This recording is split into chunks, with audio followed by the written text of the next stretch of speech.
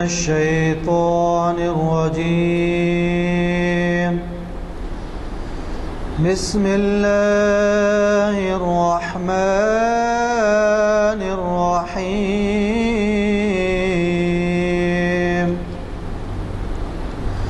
ألم تر كيف فعل ربك بأصحاب الفيل؟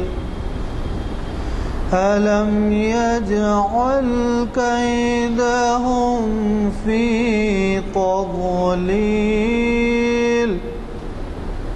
وأرسل عليهم طيرا أبابيل ترميهم بحجارة من سجيل فجعلهم كعصف مأكول. صدق اللہ العظیم. سر جماعت کے بعد آپ نے اعلان سماعت فرمایا. آج ہمارے درمیان ایک اسلامک اسٹڈیز کے عظیم اسکالر جناب محمد ضیاء الدین نیّر صاحب تشریف فرما ہیں، اور یہ ہماری تاریخ اسلام کی 648ویں نشست ہے. میں ان لوگوں کے لیے دہرا دیتا ہوں کہ ہر سال ہماری تقریباً 45 نشستیں ہوتی ہیں، تو اس لحاظ سے اب آپ دیکھیے 648 نشستیں، اگر آپ 45 سے اس کو تقسیم کریں تو 450 پہ 10 سال ہو گئے، اور 648 کے معنی یہ ہیں 15 سال کے تقریباً محافل ہو گئے ہیں. یہ ہماری خوش قسمتی ہے کہ اس سے بڑے بڑے بزرگ اور بڑے اسکالرز، پروفیسرز اندرون ملک، اندرون شہر، اندرون ریاست، بلکہ باہر کے بھی لوگوں نے مخاطب کیا ہے. میں تفصیل میں اس واسطے نہیں جانا چاہتا کہ اگر میں آپ سے تفصیل بیان کرتا بیٹھوں تو جو عنوان ہے اس پہ آپ کو سننے کا موقع نہیں رہے گا. دیکھیے، ہمارے ان محافل کو جو کہ جامع مسجد عالیہ گن فاؤنڈری کے کانفرنس ہال میں بعد نماز عصر مقرر ہیں یا منعقد ہوتی ہیں، ان میں 3 نوعیت کی ہیں، جیسے کہ آپ کو معلوم ہے. جیسے ہفتے کے دن تاریخ اسلام، پیر کے دن شریعت انفارمیشن سروس، اور 4 شنبے کے دن اقبال کا وہ کلام جو قرآن، حدیث اور تاریخ اسلام سے متعلق ہے، اس کے بارے میں منعقد ہوتی ہے. اور ہم عنوان کے لیے جو صاحب بھی ہمارے ہاں والہانہ خدمت کے لیے آمادہ ہو جاتے ہیں، ان سے گزارش کرتے ہیں کہ صاحب آپ عنوان دیجئے.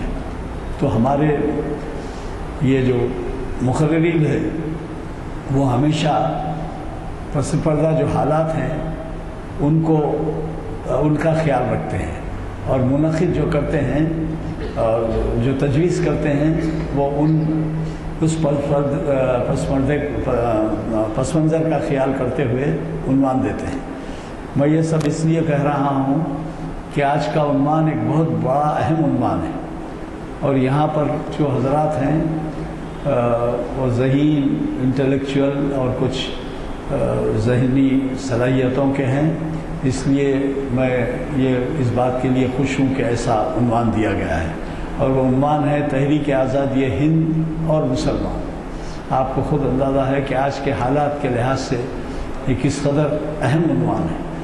تو اور جناب محمد ضیاء الدین نیّر صاحب کے بارے میں ایک بات اور بتا دوں کہ شاید 100 سے زیادہ ان کے اسپیچز ہو چکے ہیں، اور کوئی ایسا وہ نہیں ہے ان تینوں اقسام میں ہمارے محافل کے جس میں انہوں نے نہ مخاطب کیا ہو. انہوں نے اقبال شناسی میں تو بہت ہی زیادہ عنوانات سے مخاطب کیا ہے، اور 100 سے زائد شاید ان کے خطابات ہو چکے ہیں، جبکہ اقبال شناسی کی 762ویں نشست تب مقرر ہے.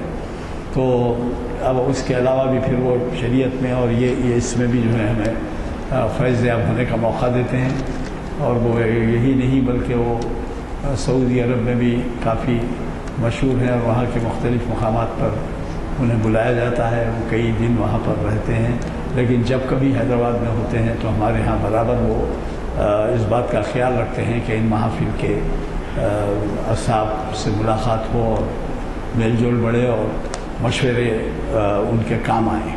یعنی میرا مطلب ہے کہ مقامی اسپیکرز کے علاوہ یہ ایسے حضرات ہیں جو جہاں دیدہ ہیں، تو اس وجہ سے ہمیں آپ کو معلوم ہے کہ قرآن شریف کی آیات میں سفر کے لیے، خالی سفر کے لیے جو ہدایت جو کی گئی ہے وہی نہیں، بلکہ اب جیسے میں نے کہا کئی مرتبہ سفر میں رہنا یہ بہت ہی مفید ہے۔ تو قرآن کی ایک آیت ہے جس میں کہا گیا ہے کہ پانی اگر کھڑا رہے تو گدلا ہو جاتا ہے۔ تو اس طرح سے آپ اندازہ لگائیے کہ ان کے اس تمام خدمات سے ہمیں کتنی سمجھیے فیض یابی کا موقع ملتا ہے۔ مجھے یقین ہے کہ آپ اس کا خیال رکھتے ہوئے اپنے ساتھیوں کو بھی استفادے کا موقع دیں گے۔ خصوصاً میں اس لیے بھی کہہ رہا ہوں کہ 28 جون سے ماہ رمضان کا آغاز ہے، یا لگ بھگ چاند کے اوپر ہے، تو آج ہے 7 تاریخ، تقریباً 20 یوم یعنی 3 ہفتے میں جو بھی محافل ہیں اس میں ذرا پابندی سے شرکت کیجیے اور نوجوانوں کو شرکت کے لیے ترغیب دیجیے۔ جن اصحاب کو یہ اعلامیہ نہ ملے ہوں وہ 2 3 اعلامیے لیتے جائیں، مساجد میں لگائیں۔ اور میں ہمیشہ کہتا آیا ہوں کہ لوگ اپنے گھر بار چھوڑ کر، ملازمتیں چھوڑ کر تبلیغ کے لیے نکل جاتے ہیں، اور ہم اگر یہ بھی نہ کر سکیں کہ یہ بھی ایک تبلیغ ہے، یہ بھی نہ کر سکیں کہ اگر کسی کو ترغیب یہاں سے لے کے جا کے اس سے واقف کرائیں یا ان کو ترغیب دیں کہ بھائی شرکت کریں، تو یہ بھی تبلیغی ہے۔ لہذا میں گزارش کروں گا کہ آپ اس بات کا خیال رکھیں ضرور و ضرور۔ اب میں ہمارے آج کے مقرر جناب محمد ضیاء الدین نیت صاحب سے گزارش کروں گا کہ وہ اپنے دیے ہوئے عنوان سے ہمیں فیضیاب ہونے کا موقع دیں۔ بسم اللہ الرحمن الرحیم، نحمدہ ونصلی علی رسولہ الکریم، اما بعد۔ محترم معالی جناب غلام یزدانی صاحب سینئر ایڈوکیٹ، میرے معزز بزرگوں اور دوستوں، السلام علیکم ورحمۃ اللہ وبرکاتہ۔ جیسا کہ ابھی محترم یزدانی صاحب نے فرمایا کہ خصوصاً آج کے حالات کے پس منظر میں اس عنوان کی، اس پہ غور و فکر کرنے کی بہت ضرورت ہے۔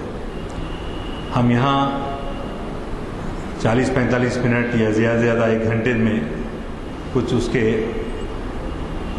اسکیچ آؤٹ لائن کچھ جو ہے تھوڑا سا دے سکتے ہیں، لیکن تفصیل سے نہیں دے سکتے۔ لیکن عنوانات ایسے ہیں کہ اس پہ ہم کو بہت غور و فکر کرتے رہنا ہے، اور اس کے سلسلے میں مزید جو معلومات ہو سکتی ہیں، مزید مطالعے کی ضرورت ہوتی ہے، یا اہل علم کے سامنے بیٹھ کر ہم جو ہے اپنی معلومات میں اضافہ کر سکتے ہیں۔ عزیزان گرامی، مسلمان اور غلامی دونوں ایک دوسرے کی ضد ہیں۔ مسلمان کبھی غلام نہیں رہ سکتا۔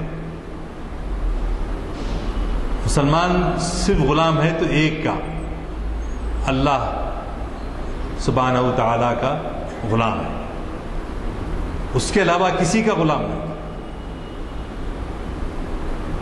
غلامی اور حریت ایک ساتھ جمع نہیں ہو سکتے۔ اب یہ مشیت الہی کہ ہم میں سے اکثر یہاں ہندوستان میں پیدا ہوئے، اور ہندوستان ایک ایسا ملک ہے، ساری زمین جو ہے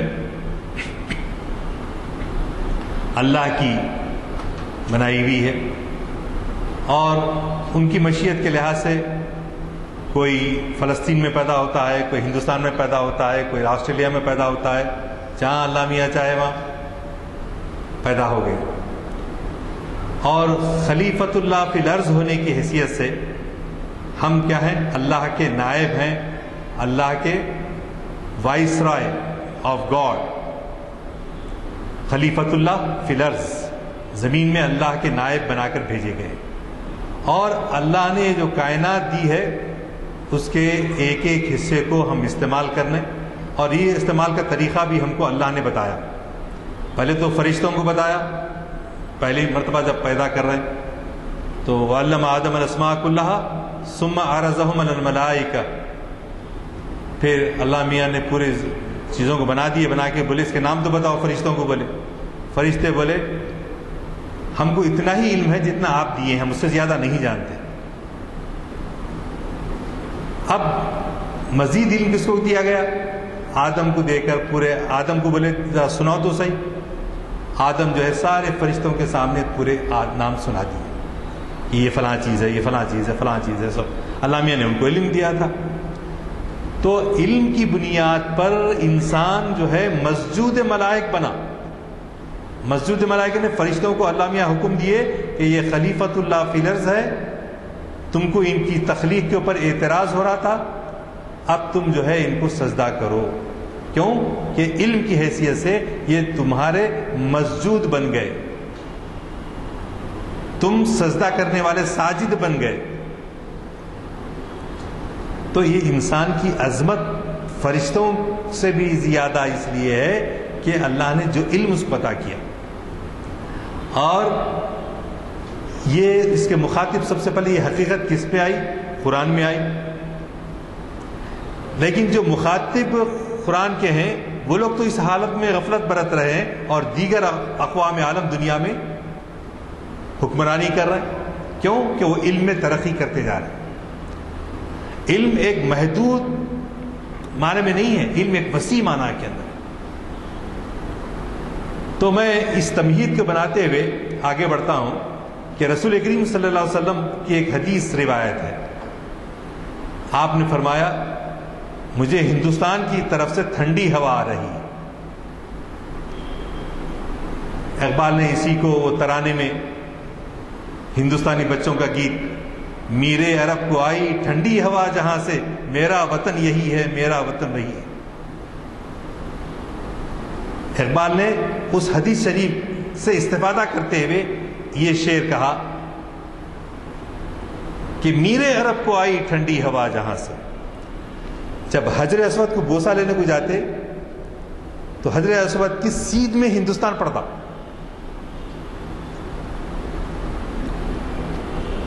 یہ اللہ کا کرم ہے کہ ہم حرم کے پاس نہیں پیدا ہوئے تو نہیں، کم سے کم ایسی جگہ پہ ہیں جہاں سے حجر اسود سے ہم طواف شروع کرتے اور وہیں آ کے ایک طواف مکمل ہوتا۔ تو یہ میرے عرب کو آئی ٹھنڈی ہوا جہاں سے، میرا وطن وہی ہے، میرا وطن۔ اس وطن کی ہونے کی عظمت فخر کے طور پہ اقبال نے یہ شعر کہا۔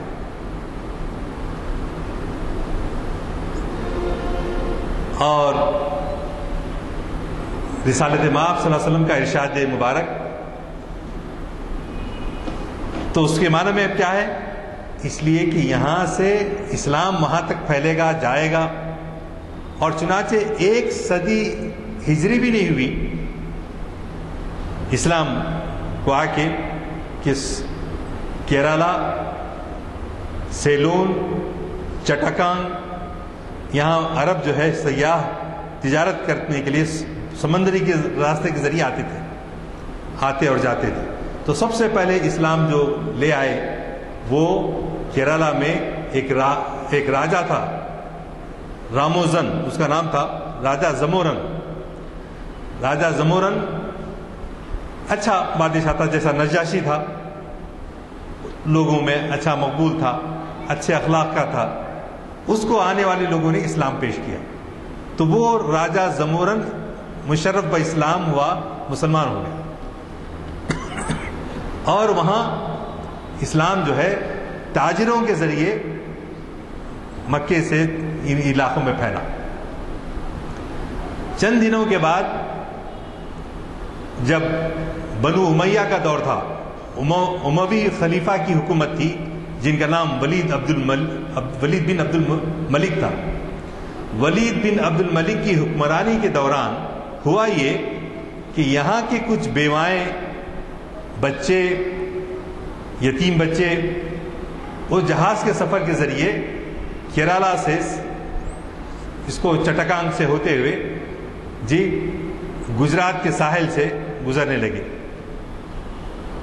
لیکن وہاں پر کیا کیا، سندھ کا جو بادشاہ راجہ داہر تھا اس نے اس کو لوٹ لیا، عورتوں کے ساتھ بدتمیزی کی اور مال و اسباب جو تھا لوٹ لیا۔ اس کی خبر حجاج بن یوسف کو، جو امیر تھا مکے میں اور جس کے ظلم کے قصے بڑے مشہور ہیں، تو وہاں اطلاع ہوئی، تو اس نے راجہ داہر کو وارننگ بھیجی کہ تم نے جو سلوک کیا ہے اس پہ معافی چاہو اور اس کا جو ہے جو لوگ مستقل ان کی مدد کرو۔ تو یہ گھمنڈ میں جو ہے میرے کو انہوں کیا وہاں سے وارننگ دے رہے ہیں، بلکہ گھمنڈ کا اظہار کیا اور نظر انداز کر دیا۔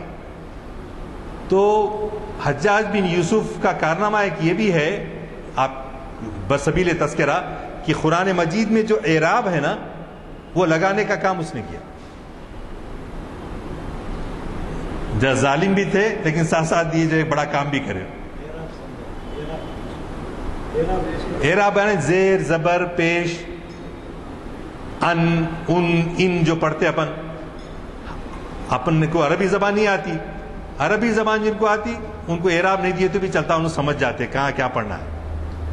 ہم اگر انعمتا کی جگہ انعمتو پڑھے تو معنی بالکل الٹ ہو جاتے۔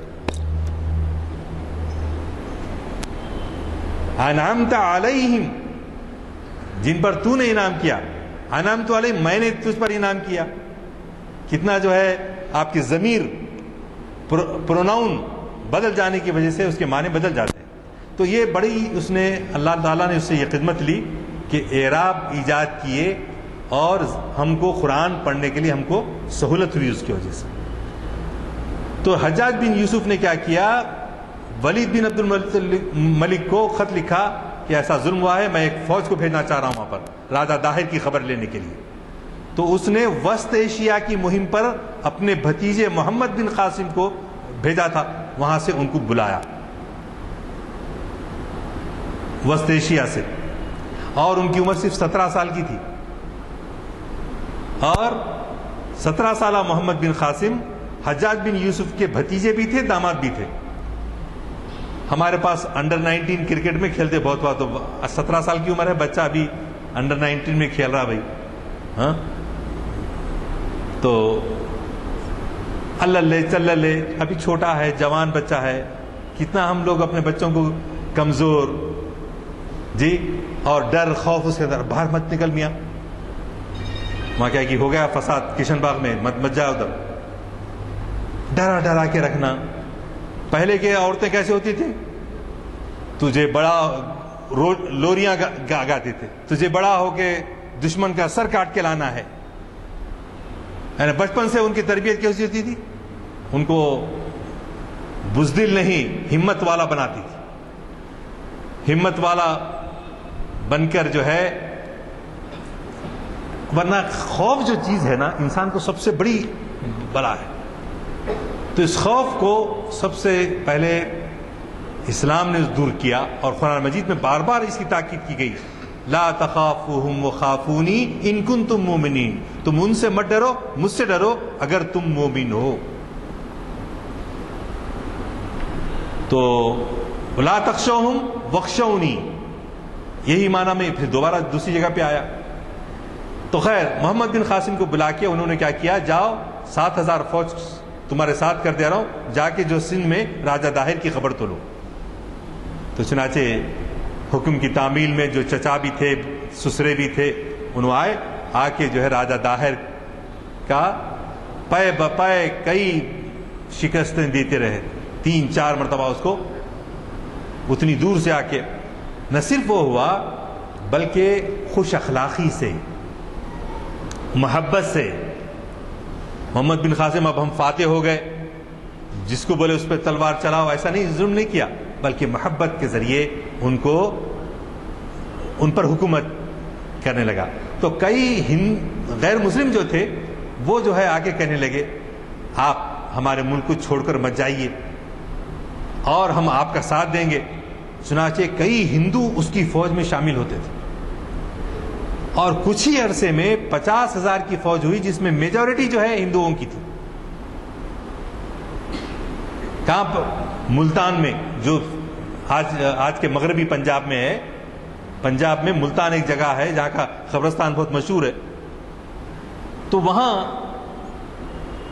جو ہے 50,000 کی فوج و لشکر کو جمع کر لیا, سندھ کو فتح کر لیا, اور لوگوں میں مقبول ہو گیا اپنی محبت کے ذریعے, رواداری کے ذریعے. زبردستی کر کے ان کو مشرف اسلام نہیں کیا. تو اس زمانے میں اس سے پہلے میں آپ سے کہہ چکا ہوں کہ اسی زمانے میں آپ کے شمالی افریقہ سے موسیٰ بن نصیر کو اسپین کو فتح کرنے کے لیے بھیجا. یہی ولید بن عبد الملک کا زمانہ ہے. آپ جانتے ہیں کہ خلافت راشدہ کے بعد بنو امیہ کی جو حکمرانی رہی وہ صرف 90 سال رہی. ان کے بعد جب بنو عباس آئے وہ کافی طویل عرصے تک انہوں نے حکومت کی.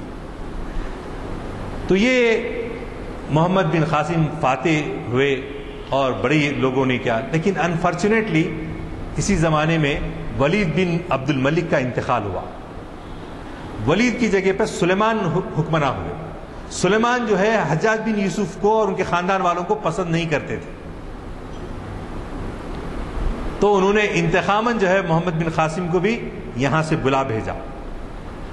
مگر احکام کی, اپنے خلیفہ کی, اپنے بادشاہ کی حکم کی تعمیل کرنے کے لیے وہ فوری یہاں سے پوچھتا نہیں کیوں, کیا ہے, کیوں بلا رہے ہیں, کچھ نہیں, چلے گئے. جانے کے بعد لیکن ان کے ساتھ بہت ہی ناروا سلوک کیا گیا, اور ان کو جو انہوں نے کوئی جرم نہیں کیا تھا اس کی سزائیں ان کو بھگتنا پڑا, ان کو بھی, اور ساتھ ساتھ موسیٰ بن نصیر کو اور طارق بن زیاد کو بھی. تو یہ ایک تاریخ کا بہت ہی المیہ ہے.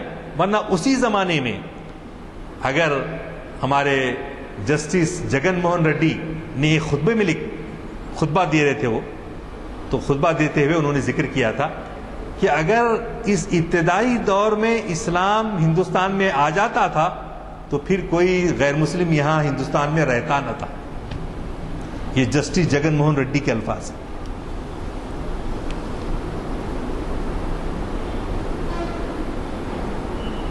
بالکل اس میں میں نوٹ کیا تھا ان کا جملہ کہ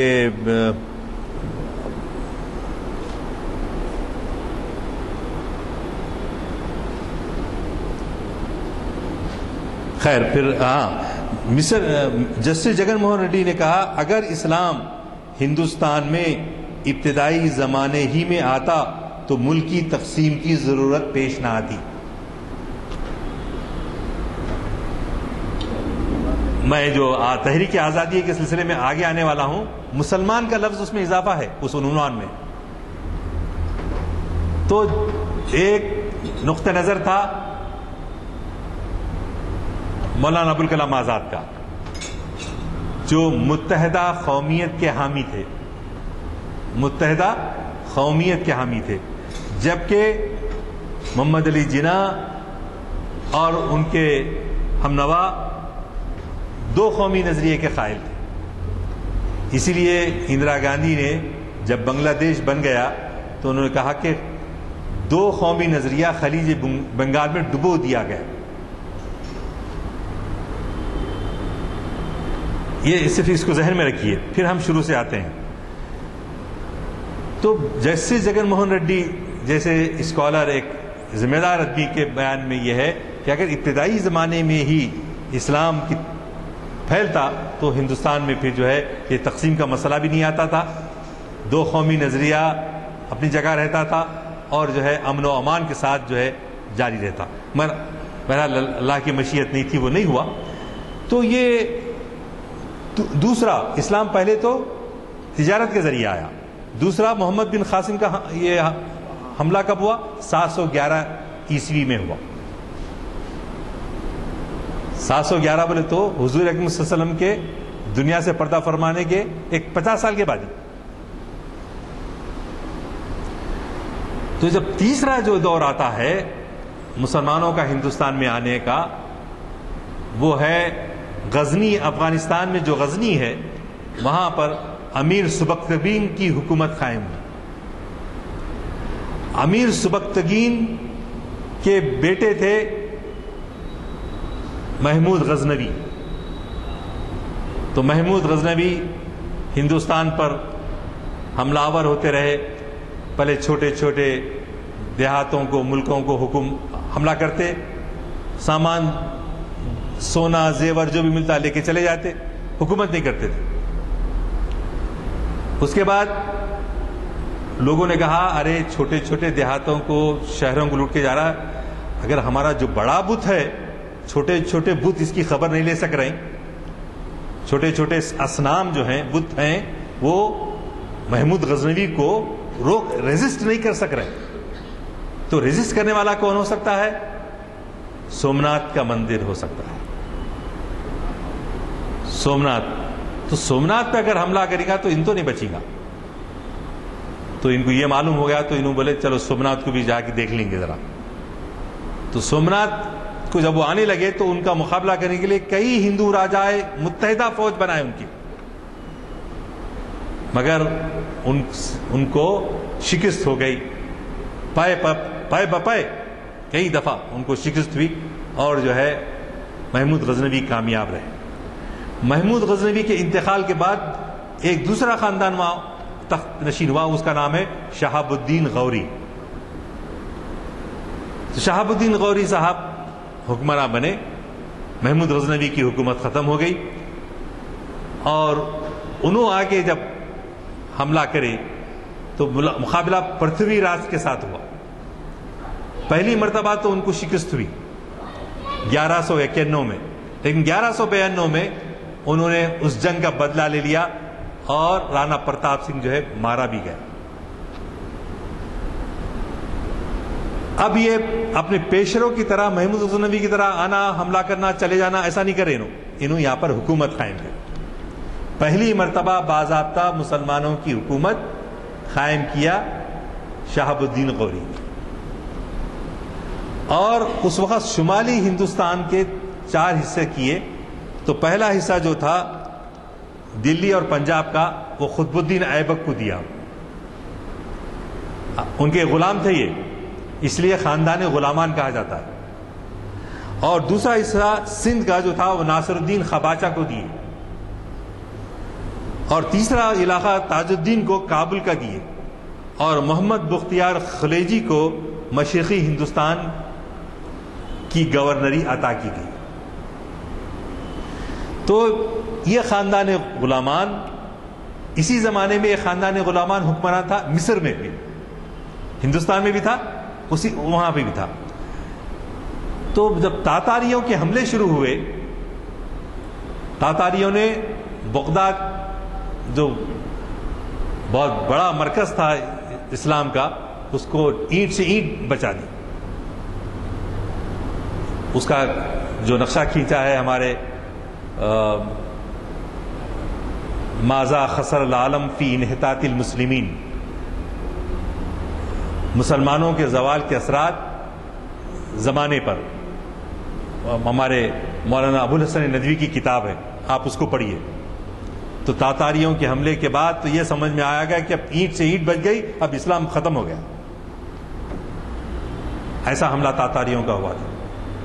ایسے حملے کو مقابلہ کرنے کے لیے قطب الدین ایبک کا جانشین غیاث الدین بلبن،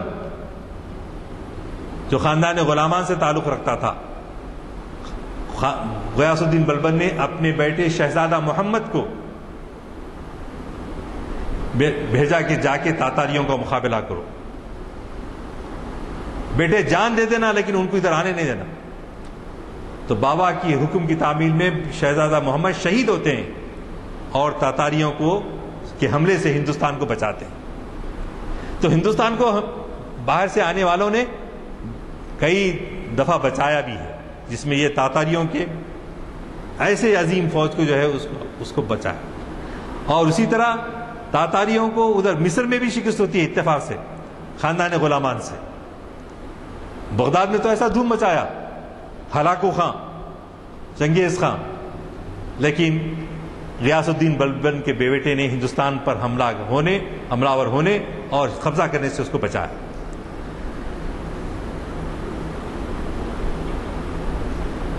اب آپ یہاں دیکھیں گے خاندان غلامان چلتا رہا. محمد بن قاسم کی حد تک تو اچھا تھا، رواداری تھی، شرافت تھی. اب یہ بادشاہ حکمراں کیا تھے؟ اکثر ان لوگوں کو اپنی حکومت بڑھانا. جیسا اقبال ایک جگہ شعر میں کہتے ہیں، مجلس ملت ہو یا پرویز کا دربار ہو، ہے وہ سلطان غیر کی کھیتی پہ ہو جس کی نظر. بادشاہت میں بھی ہوتا تھا. اب یہ پارلیمنٹ بھی ہے تو کیا ہوا، جمہوری نظام کی باتیں ہوتی ہیں، لیکن ان کی نگاہ یہی ہوتی ہے کہ کون سا توسیع پسندانہ عزائم، توسیع کرنے کا عزائم.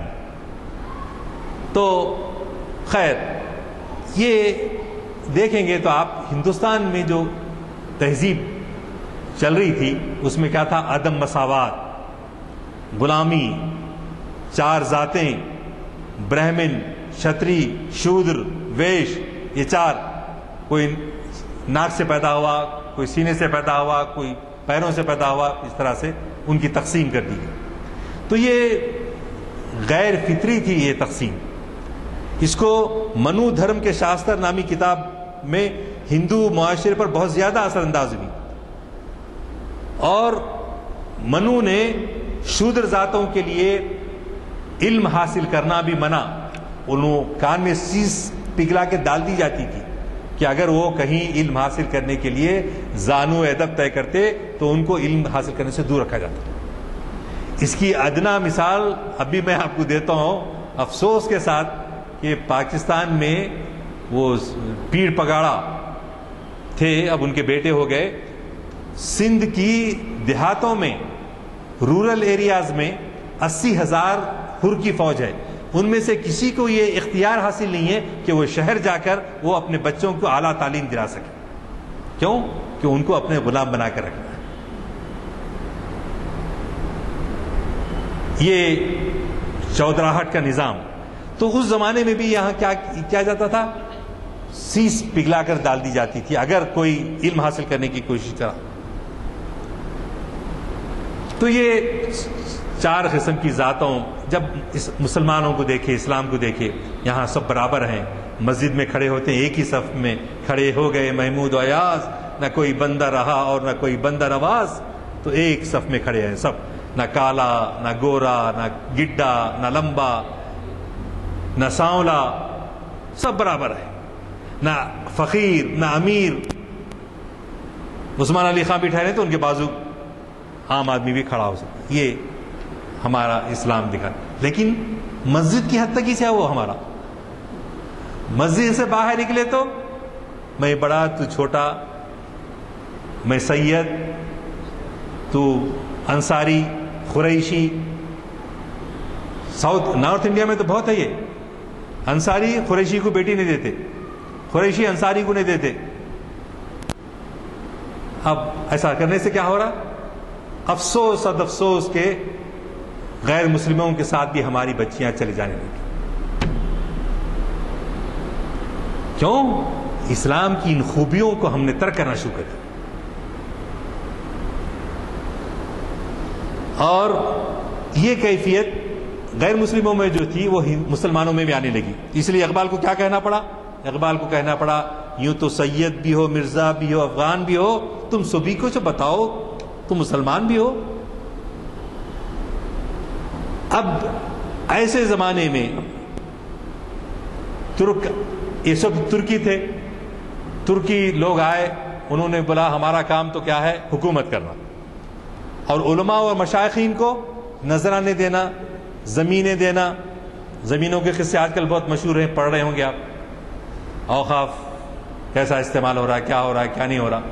تو یہ ترک دینا شروع کرے. ہم جو ہے مذہب کے بارے میں نہیں جانتے، ہم جو ہے حکومت کریں گے، آپ لوگ جو ہے تبلیغ کرنا، عبادت کرنا یا اسلامی ریچولز کو ادا کرنا جیسا برہمن ادا کرتا ہے، آپ میں بھی جو ہے کوئی نکاح پڑھا دینا، کوئی وہ کر دینا، یہ کر دینا. یہ تھے. تو یہ آنے کے بعد کیا ہو گیا؟ مسلمانوں میں جہاد کی روح ختم ہو گئی، اور علماء کرام میں اجتہاد کی روح ختم ہو گئی. ہندوستان کی بات ہو رہی ہے. آپ بولیں گے کدھر کدھر سے لے کر آ رہے ہیں؟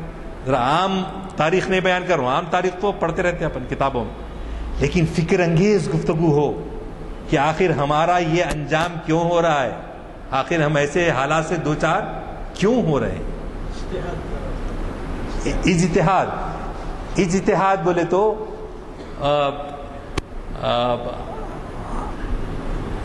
مجتہد ہوتے تھے. اجتہاد یعنی مثال کے طور پہ ہم آج ایک مسئلہ ہے ہمارے سامنے کہ کیا کہ اگر مسلمان لڑکی ہو، کوئی لڑکی کا بنات مدرسے بنات نہ ہو، لڑکیوں کا مدرسہ نہ ہو، تو ہم لڑکی کو زنانے کو مردانہ اسکول میں بھیج سکتے کیا؟ ایک امام صاحب بیٹھتے، ابھی سعودی عرب میں ہوتا، نماز ہونے کے بعد السلام علیکم رحمۃ اللہ صلی اللہ علیہ وسلم انہوں پلٹ کے بیٹھ جاتے. وہ پلٹ کے بیٹھنے کی ہے ہمارے پاس، لیکن اب آج کل امامہ نہیں بیٹھ رہے، کوئی آ کے پوچھتا بھی نہیں، کچھ ہوتا بھی نہیں، یا علم بھی نہیں ہے ان کے پاس اتنا. تو بیٹھنے کے بعد آ کے انہوں مسئلہ پوچھتے، کیا کروں حضرت، میری بچی کو میں میڈیسن میں پڑھانا چاہ رہا ہوں لیکن کوئی لڑکیوں کا کالج نہیں ہے، مجبور ہوں، تو میں مردانے کالج میں بھیج سکتا ہوں نہیں بھیج سکتا ہوں، یہ مسئلہ پوچھا. تو عالم صاحب کیا کرتے، پورا جائزہ لیتے، اپنا فتویٰ دینے سے پہلے یا اجتہاد کرنے سے پہلے، اجتہاد بولتے اس کو، اجتہاد کر کے انہوں یہ بتاتے، کیونکہ پوچھنے والے سائل کا علم بہت تھوڑا ہے اور جواب دینے والے کا علم زیادہ ہے، تو ان پورا حالات کا تجزیہ کرتے ہوئے، شہر کے حالات کا اس کا کرتے ہوئے، ہاں مشروط اجازت ہے بچی کو آپ بھیجیے مدرسے کو ڈاکٹر بنانے کے لیے، لیکن اپنے پردہ اپنے لباس وغیرہ کے اندر ایسا ہو، ستر پوشی ہو، اس کے ساتھ یہ اجتہاد ہو. اجتہاد حضور اکرم صلی اللہ علیہ وسلم کے ایک صحابی معاذ ابن جبل جو ہے یمن کو جا رہے تھے، مدینے سے اللہ کے رسول بھیج رہے تھے، تو پوچھے اے معاذ اگر تم کو کوئی مسئلہ در پڑے تو تم رہنمائی کس سے حاصل کرو گے؟ تو معاذ نے جواب دیا، میں قرآن مجید کی روشنی میں اس کو تلاش کروں. تو حضور اکرم صلی اللہ علیہ وسلم نے اگر تم کو قرآن میں ڈائریکٹ نہ ملے تو تم کیا کرو گے؟ تو حضرت معاذ رضی اللہ تعالیٰ نے جواب دیا، اے حبیب اللہ، میں آپ کی سیرت طیبہ میں، آپ کی سنت مطہرہ میں اور آپ کی احادیث کی روشنی میں فیصلہ کروں. تو پھر حضور اکرم صلی اللہ علیہ وسلم چونکہ ہر چیز جانتے تھے آپ، تو آپ نے کہا اگر قرآن میں بھی نہ ملے، میری سیرت میں بھی نہ ملے تو تم کیا کرو گے؟ تو حضرت معاذ ابن جبل نے جواب دیا، اے اللہ کے رسول، قرآن اور حدیث کی روشنی میں غور و فکر کے ذریعے میں لوگوں کی رہنمائی کروں. یہ ہے اجتہاد. تو روح اجتہاد ختم ہو گئی تھی، روح جہاد ختم ہو گئی تھی. تو جب بابر حملہ ہو کر آیا، تزک بابری اس نے لکھی، اسی میں لکھتا ہے کہ وہ شراب کا عادی تھا، شراب پیتا تھا، اور شراب کے ساتھ ساتھ پوری فوج کے اندر یہ آیا، ہم اچھی آب و ہوا میں رہتے تھے، یہاں ہندوستان میں گرمی ہے اور یہ کیا تو بھی لے کر آ گئے یہاں پر. فوج میں بھی ایک بددلی سی کیفیت. تو بابر نے کیا کیا، راجپوت رانا سانگا اس کا مقابلے پہ آیا. تو عین ممکن تھا کہ فوج بددل سی ہو گئی تھی وطن چھوڑنے پر، آب و ہوا کی تبدیلی پر. تو لوگوں نے مشورہ دیا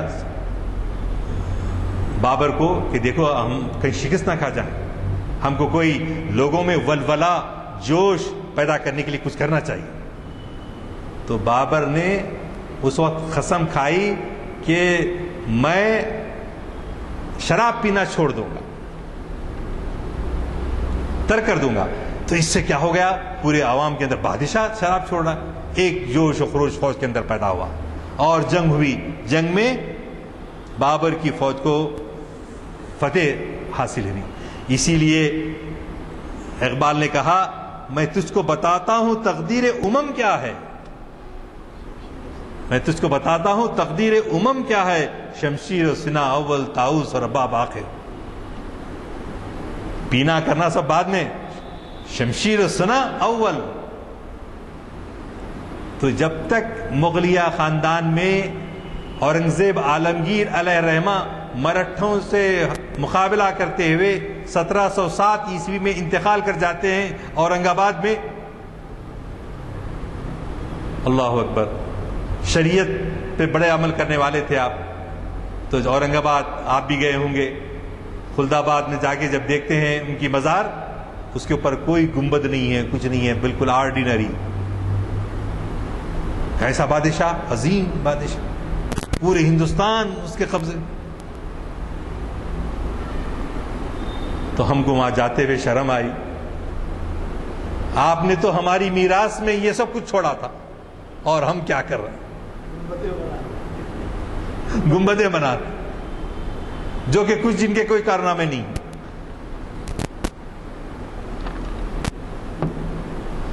تو اورنگزیب عالمگیر تک ہم آئے تھے، اور وہاں کچھ نہ کچھ جو ہے مسلمانوں کا ایک وقار باقی تھا، شریعت کا کچھ نظام تھا. لیکن وہی اورنگزیب عالمگیر کے خاندان میں ایسا مرحلہ آتا ہے کہ اسی خانوادے کا ایک فرد جو ہے طوائف کے کوٹھے پر پی کے دھت پڑا ہوا ہے. اسی اورنگزیب عالمگیر کے خاندان کے اندر.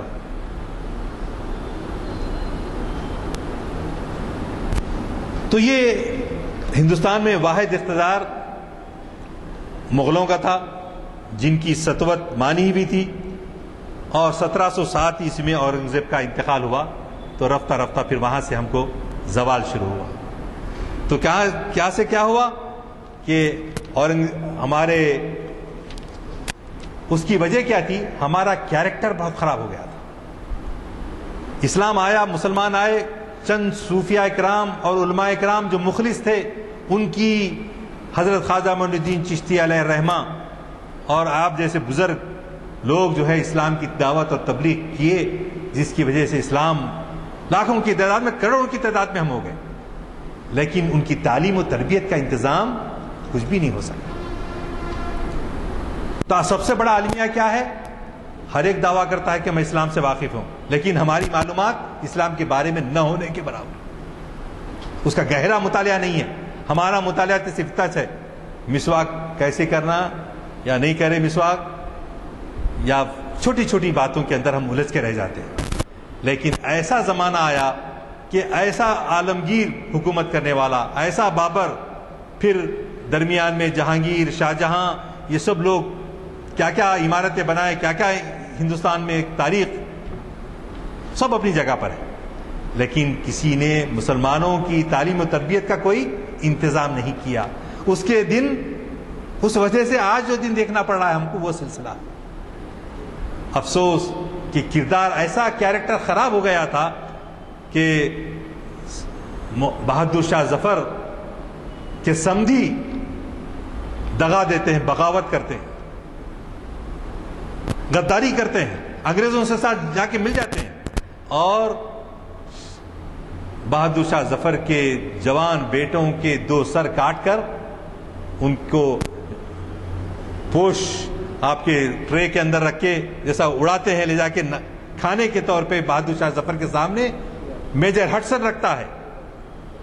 اور میجر ہڈسن رکھتا ہے یہ انحطاطی انخلا، اخلاقی انحطاط اس قدر ہو گیا تھا کہ یہ بغاوت اپنی قوم سے اور بک جانا ان کے لیے.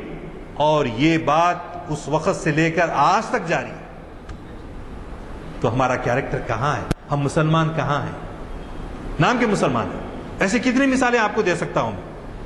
اسی کو شاعر نے یوں کہا، تیسرے فاقے میں ایک گرتے ہوئے کو تھامنے، تیسرے فاقے میں ایک گرتے ہوئے کو تھامنے میں کس کے سر لائے تھے تم شاہ ظفر کے سامنے، کس کے سر لائے تھے تم شاہ ظفر کے سامنے. تو برادران عزیز، یہی وہ سلسلہ تھا کہ 1757 عیسوی میں سراج الدولہ بنگال میں جب انگریزوں کی ایسٹ انڈیا کمپنی کا مقابلہ کر رہا تھا اس کی فوج کا، تو اس کو یہ معلوم نہیں تھا کہ اس کا پرائم منسٹر اور فوج کا کمانڈر دونوں بک چکے ہیں، دونوں بک چکے ہیں، اور سراج الدولہ کو جو ہے وہاں پر شکست ہو جاتی ہے. ٹیپو سلطان جو اس قدر جن کے بارے میں اقبال نے ایسے اشعار کہے ہیں، واہ، کہ پڑھے تو وجد طاری ہو جائے آدمی پر۔ وہی ٹیپو سلطان جب ریئلائز کرتے ہیں کہ یہ انگریزوں کا مقابلہ کرنا ہے، تو انہوں نے نظام علی خان، جو دوسرے آصف جاہ تھے ہمارے، جنہوں نے آصفیہ سلطنت کے پائے تخت کو اورنگ آباد سے حیدرآباد منتقل کروایا، نظام علی خان کے پاس ٹیپو سلطان نے ایک سفارت بھیجی، سفیر کو بھیج کر کہا کہ اگر تم میرا ساتھ دو انگریزوں کے مقابلے میں تو ہم جو ہے اس کو شکست دے سکتے ہیں ہندوستان سے۔ مرہٹوں کو بھی بھیجا، تو مرہٹوں نے اور نظام کو مشورہ دینے والے میر عالم صاحب تھے، میر عالم طلاب جو ہے، انہوں نے کہا سرکار وہ ایک نودولتیہ ہے، وہ خاندانی بادشاہ تو ہے ہی نہیں، آپ خاندانی وجاہت ہے آپ کی، آپ کہاں اس کے ساتھ سمجھوتا کریں گے، آپ کو سمجھو۔ تو مشیر ایسے مشورہ دینے سے نظام علی خان نے جو ہے ٹیپو سلطان کا ساتھ دینے سے انکار کر دیا، اور مرہٹوں نے بھی انکار کر دیا۔ اگر مرہٹے اور اسی طرح 1845 میں سکھوں نے انگریزوں کے خلاف جنگ لڑی، صرف 12 سال کے بعد 1857 میں جب مسلمان اور ہندو مل کر پہلی جنگ آزادی کے لیے نکل رہے تھے، تو وہی سکھ جو ہے ساتھ دینے کے بجائے سکھ، نیپال کے گورکھے اور مرہٹوارے کے مرہٹے اور نظام علی خان، یہ سب جو ہے مل کے ان کا ساتھ نہیں دیے، نہ ٹیپو سلطان کے وقت دیے اور نہ پہلی جنگ آزادی جو 1857 کی تھی اس میں دیے۔ تو ٹیپو سلطان آخر تک مقابلہ کرتا رہا، یہاں تک کہ قلعے پر جو ہے ہر قلعے میں سازشیوں کے جال بچھے ہوئے تھے۔ میسور ختم ہوا، بنگلور ختم ہوا، آخر میں سررنگا پٹم کے قلعے میں آئے تو وہاں پر معلوم ہوا کہ وہاں پر بھی لوگ سب بک چکے ہیں، میر صادق بک چکا ہے، پورنیا دھوکہ دے رہا ہے۔ تو اسی لیے اقبال کو کہنا پڑا، جعفر از بنگال صادق از دکن، ننگے آدم ننگے دی ننگے وطن۔ تو وطن کے ساتھ غداری کی ان لوگوں نے۔ تو عزیزان گرامی، میں یہ جو آج کے حالات ہیں اس سلسلے میں ایک نوٹ میں، چونکہ گفتگو کے اندر کیا ہوگا کہ بہت طویل ہو جائے گی، تو میں آپ کے سامنے پیش کرنا چاہتا ہوں، اس کو غور سے سنیے۔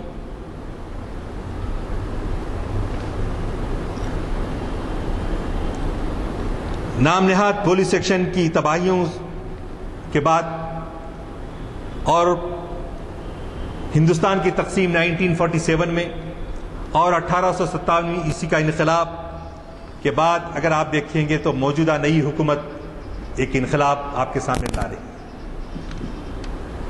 جو لوگ زمانے کے سیلاب کے رخ پر بہنا چاہتے ہیں وہ تو بہہ جائیں گے، جو حال ہی کہتے تھے کہ چلو تم ادھر کو، ہوا ہو جدھر کی۔ رہے وہ لوگ جو ایمان لائے اور بالارادہ اسی رخ پر جانا چاہتے ہیں یا مسلمان رہنا چاہتے ہیں، یعنی جو مسلمان ہیں، مسلمان رہنا چاہتے ہیں، مسلمان مرنا چاہتے ہیں اور یہ تمنا رکھتے ہیں کہ ہندوستان میں اسلامی تہذیب زندہ رہے اور ہماری آئندہ نسلیں محمد عربی صلی اللہ علیہ وسلم کی بتائی ہوئی راہ راست پر قائم رہیں۔ ان لوگوں کے لیے یہ وقت رواداری سے گزار دینے کا نہیں بلکہ گہری سوچ اور غائب درجے کے غور و فکر کا ہے۔ وہ اگر اس نازک وقت میں غفلت اور بے پرواہی سے کام لیں گے تو ایک جرم عظیم کے مرتکب ہوں گے۔ ہم سب کیا ہوں گے؟ ایک جرم عظیم کے مرتکب ہوں گے، اور اس جرم کی سزا صرف آخرت میں ہی نہ ملے گی بلکہ اسی دنیا کی زندگی ان پر چھا جائے گی۔ زمانے کے بے درد ہاتھ ان کی آنکھوں کے سامنے تہذیب اسلامی کے ایک ایک نشان کو مٹا دیں گے اور وہ بے بسی کے ساتھ سب کچھ دیکھتے رہیں گے۔ زمانہ ان کے قومی وجود کو ملیا میٹ کر دے گا، وہ یہ سب کچھ دیکھیں گے مگر کچھ نہ کر سکیں گے۔ 283 میں ایک بھی مسلمان نہیں، 336 میں ایک مسلمان پاسوان کی پارٹی میں آئے جی، جن کا نام چودھری محبوب علی خیسر ہے. 336 میں ایک ہی مسلمان پارلیمنٹ میں پہنچا. کرناٹک، مہاراشٹرا، آندھرا پردیش میں تینوں میں ایک اسد الدین اویسی پارلیمنٹ میں ہے. صرف 23 جملہ پارلیمنٹ میں ہے، تھینکس ٹو ممتا بنرجی. 8 جو ہے بنگال سے آئے، 2 آسام سے آئے اور کیرلا سے مسلم لیگ وغیرہ کے آئے. اس طرح سے صرف 23، دا منیمم سنس 1950. کشمیر جیسی ریاست سے صرف 3 اور 3 بی جے پی کے ہیں وہاں پر. یہ انجام یقینی ہے. ان کی آنکھیں خود اپنے گھروں میں، یعنی ہماری آنکھیں خود اپنے گھروں میں اپنی نوخیز نسلوں کو خدا پرستی سے دور، اسلامی تہذیب سے بیگانہ اور اسلامی اخلاق سے عاری دیکھیں گے اور آنسو تک نہ بہا سکیں گے، کیونکہ آنسو خشک ہو چکے ہیں. یہ انجام یقینی ہے اگر کام کے وقت کو غفلت میں کھو دیا گیا. انقلاب کا عمل شروع ہو چکا ہے، اس کے آثار نمایاں ہو چکے ہیں اور اب فکر و عمل کے لیے بہت ہی تھوڑا وقت رہ گیا ہے. فکر و عمل کے لیے بہت تھوڑا ہی وقت رہ گیا ہے. ہندوستان میں ابتدا ہی سے اسلامی تہذیب کی بنیاد کمزور رہی ہے. میں نے ابھی جو تاریخی جائزہ لیا کہ اسلامی تعلیم نہیں دی گئی، فتوحات تو ہوئے اور عمراء میں روح جہاد اور علماء میں روح اجتہاد صد رہی. ہمارے حکمرانوں کو خراج اور توسیع مملکت کی فکر دامنگیر رہی. ہمارے مذہبی پیشواؤں کی اکثریت کا مقصد حکومت کے مناصب حاصل کرنا اور ہر قیمت پر اپنے مذہبی اقتدار کو باقی رکھنا تھا. ہمارے مذہبی پیشواؤں کی اکثریت کا مقصد حکومت کے مناصب حاصل کرنا. علماء اور صوفیاء کے ایک مختصر گروہ نے بلا شبہ نہایت زرعی خدمات انجام دی. انہی کی خدمات سے آج ہم چند صورتیں یہاں بیٹھی ہوئی ہم کو نظر آ رہی ہیں. ہندوستانی مسلمانوں میں کچھ علم دین اور کچھ اتباع شریعت باقی ہے. اسلام کی عام کشش سے متاثر ہو کر کروڑوں آدمی مسلمان ہوئے، مگر اسلامی اصول پر ان کی تعلیم کا کوئی انتظام نہ کیا گیا. دین، اخلاق، تہذیب و تمدن سب چیزیں بلندتر انسانیت سے تعلق رکھتی ہیں اور ان کی قدر و عزت وہی لوگ کر سکتے ہیں جو حیوانیت سے بالاتر ہو. ہم یہ سمجھیں گے کہ ہمارے ریزرویشن کے مسئلے، ہمارے کو چند سیٹیں دے دو، یہ ہم کو کشکول لے کے جانا نہیں ہے. یہ چیزیں آتی رہیں گی، لیکن اس سے زیادہ اہم کیا چیز ہے؟ ہمارا ایمان، ہمارا اسلام، ہماری تہذیب، ہمارا تمدن. اس کو باقی رکھنے کے لیے غور کیجئے اور ہم اپنی نئی نسل کو اس سلسلے میں کیا رہنمائی دے سکتے ہیں وہ ہم کو کرنے کی ضرورت ہے. میں یہ کہتے ہوئے اپنی گفتگو ختم کرتا ہوں کہ اکبر نے بڑی ہی عورتوں پہ بھی بڑی چوٹ کسی تھی. کیا آئیں جو بے حجاب بے نظر چند بیویاں، اکبر زمین میں غیرت قومی سے گڑ گیا. پوچھا جو میں نے آپ کا پردہ کدھر گیا؟ کہنے لگی کہ عقل پہ مردوں کے پڑ گیا.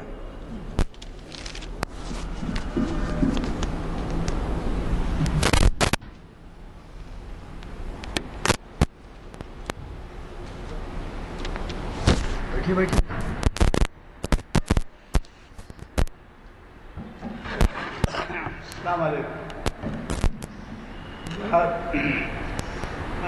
آغاز میں ہمارے مخرج صاحب نے جو خیالات کا اظہار کیا اس میں غلام اور صرف ہم کو ایک ایسا درج دیا کہ صرف مسلمان اللہ کا غلام ہے اور کسی کا غلام ہے.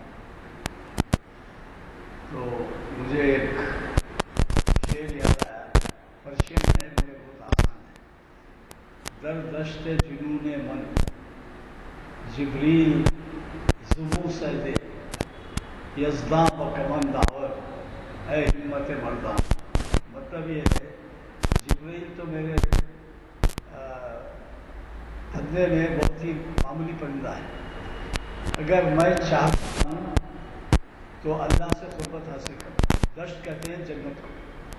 اور جنون معلوم ہے آپ کو، جنونی ہے وہ در دشت جنون من جبریل زمو سے بولتے چھوٹا پرندہ ہے، یزدا و کمن داور اے ہمت مردانہ، اگر تم ہمت ہے مردانہ ہمت میں ہے تو تم اس پر پہنچ سکتے۔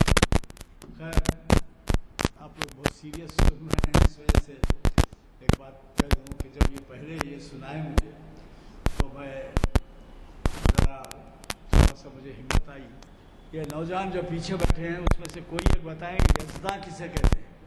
آپ تینوں میں سے کوئی بتائیں یزداں کے کیا معنی؟ تین نوجوان بیٹھے ہیں، تینوں میں سے کوئی ایک بتائیں یزداں کے کیا معنی؟ یزداں کے معنی خدا، اللہ تعالیٰ۔ تو جب انہوں نے غلام کا ذکر کیا تو میرے دل سے ہمارے والدین کے لیے دعا نکلی کہ غلام یزدانی نام رکھا ہے۔ تو یہ جو ہے یزداں جو ہے تو آپ اندازہ لگائیے کہ انہوں نے کہا کہ آپ غلام ہیں صرف یزداں خدا کے۔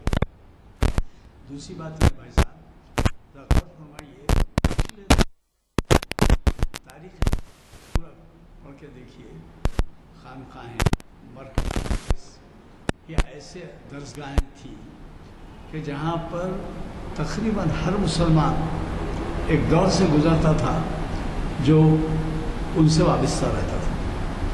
وہ دور کا آج مقابلہ کیجئے کہ کیا ہے۔ کچھ لوگ ایسے ہیں جو درد رکھتے ہیں اور تبلیغ کے لیے نکل جاتے ہیں، باوجود ان کے کہ ان کو مشکلات آتے ہیں، باوجود ان کے کہ آپ کے ہمارے جیسے مسائل ان کے بھی ہیں۔ تبلیغ تو چھوڑیے، یہاں ایسے محافل ہو رہی ہیں جس سے استفادہ کیا جا سکتا ہے، لیکن بار بار توجہ دلانا پڑتا ہے، بار بار کہنا پڑتا ہے کہ ارے بھائی ایک مہینے میں 12 محافل ہوتی ہیں ہماری، ہر ہفتہ 3 محافل، سمجھ میں آئے ایک محفل نہیں آئی، 3 محفل میں ایک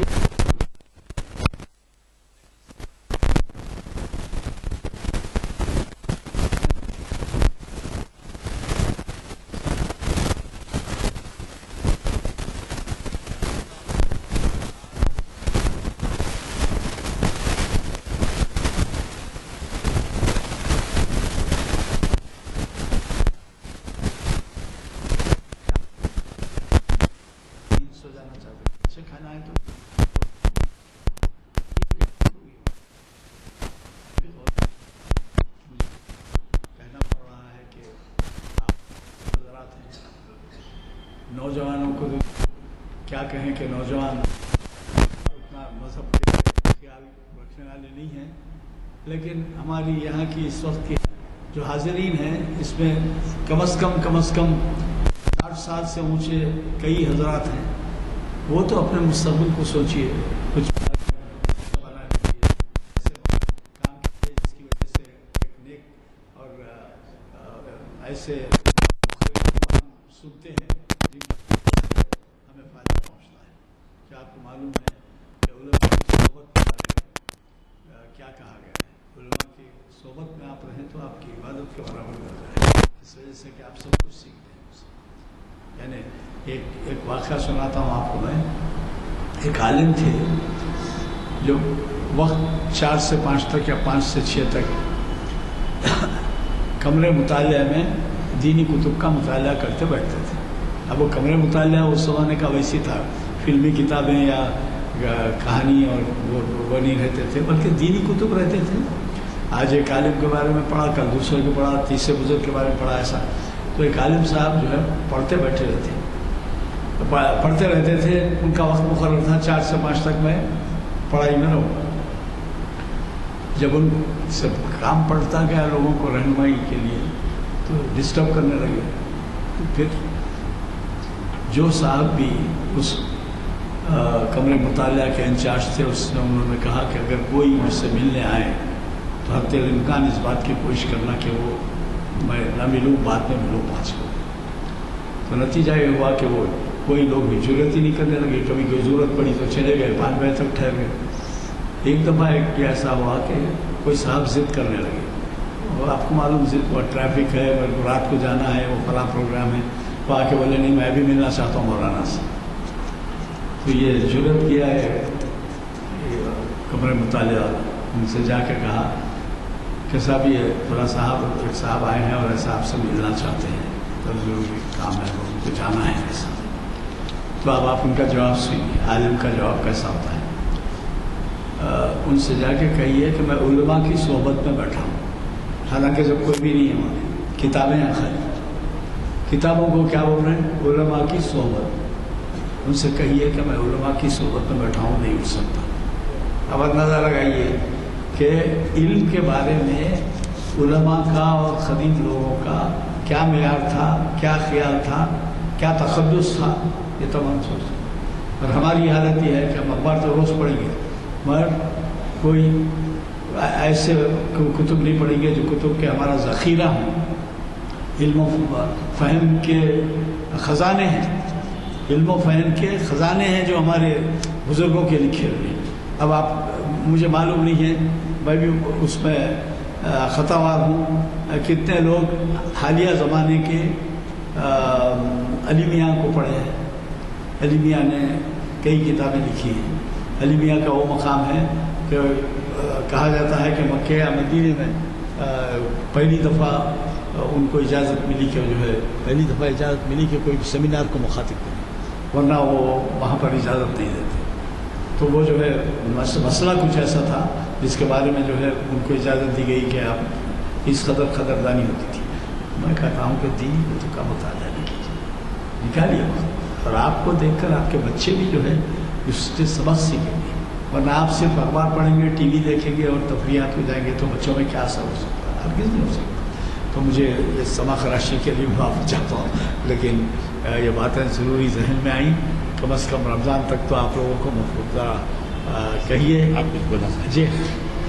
یہ امت کے زوال کے سلسلے میں ایک عالم صاحب کے الفاظ ہیں، ایک جہاد اور دوسری خلافت، یہ اسلام سے مٹ گئے اور اس وقت سے زوال شروع ہو گیا. اور جہاد کا ایک ثبوت آج اس وقت افغانستان ہے، جہاں پہ وہ مجاہدین ہو کے روس اور امریکہ جیسی مملکت کو شکست کا دہانے پہ لانے. آج بھی ہمارے لیے ایک سبق ہے.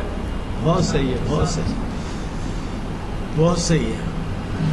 خلافت اور جہاد کے خاتمے کی وجہ سے کیا تباہی آ گئی ہے وہ دیکھیے آپ. اس کا بھی اعلان کرنا نہیں ہے، 7 سے 9 جون تک ہو رہا ہے. 3 یوم کا اسٹیٹ لیول ورکشاپ چل رہا ہے. علم الحدیث یہ گرلز اور یعنی لڑکیوں اور عورتوں عوام خواتین کے لیے ہے، جو 7 سے 9 جون تک ہو رہا ہے. آج پہلے دن یہاں پر منعقد ہوا ہے، کل اور پرسوں بھی ہے، اور یہ شروع ہو رہا ہے. اس کے اوقات جو ہیں صبح سے 5 بجے تک ہیں. صبح کتنے بجے؟ صبح 9 بجے، صبح 10:05، یعنی آپ تشریف لائے. عصر کی نماز 5:30، تو 5 بجے یہاں سے خواتین سب جا چکی ہیں. آپ یہ لیتے جائیے، دیکھتے جائیے اور خواتین کو بھیجیے. کل اور پرسوں 2 دن اور ہیں. اتوار کو تو بہت کچھ موقع ہوتا ہے خواتین کو آنے کا، کیونکہ مرد عام طور پہ باہر ہوتے ہیں تو خواتین کو گھر میں رہنا پڑتا ہے. لیکن جب اتوار کی چھٹی ہے تو آپ اس بات کا خیال رکھیے کہ خواتین زیادہ سے زیادہ تعداد میں شرکت کریں. انہوں نے ایسا فولڈر دیا ہے جو پچھلے مرتبہ تقسیم بھی ہوا ہے، اگر وہاں ہے رکھا ہوا تو کوئی لینا ہے تو دعا. جو آپ نے جہاد افغانستان کے بارے میں کہا، اس پس منظر میں یہ حدیث شریف بھی ہے کہ ہمارے زوال کا سبب کیا ہوگا. تو حضور صلی اللہ علیہ وسلم نے فرمایا کہ حب الدنیا و کراہیت الموت، دنیا سے شدید محبت اور موت سے ڈر، موت سے فرار، بھاگنا. اور غلام یزدانی صاحب نے جو یزدان کی جو بات کی کہ غلام یزدانی کا نام اور یزدان کو جو پس منظر بیان کیا، اس میں قرآن مجید کی آیت ہے آپ کے سورہ بقرہ میں ایک آیت کا حصہ ہے، والذین آمنوا اشد حبا للہ. جو لوگ ایمان والے لوگ جو اللہ سے شدید محبت رکھتے ہیں، اللہ سے شدید محبت رکھنے والا ہی وہ اقبال کا وہ شعر، دردشت جنون من جبریل زبوں سہدے یزدان ب کمند آور اے ہمت مردانہ. تو یزدان ب کمند آور جو ہے وہ کب ہے؟ وہ اللہ پر وہ کرا تو اللہ سے قربت، اللہ سے قریب ہونے کا جو ہے وہ تو احساس. اور مولانا علی میاں کے بارے میں یہ ہے کہ ان کو ایسا ہندوستان کے 2 علماء کو بہت بڑا موقع ملا وہاں پر، ایک ابو العلا مودودی کو اور علی میاں کو. اللہ سے دعا ہے ربنا آتنا فی الدنیا حسنہ وفی الآخرۃ حسنہ وقنا عذاب النار. صلی اللہ تعالی علی خیر خلقہ ونور عرش سیدنا مولانا محمد وعلی آلہ اصحابہ اجمعین. آمین.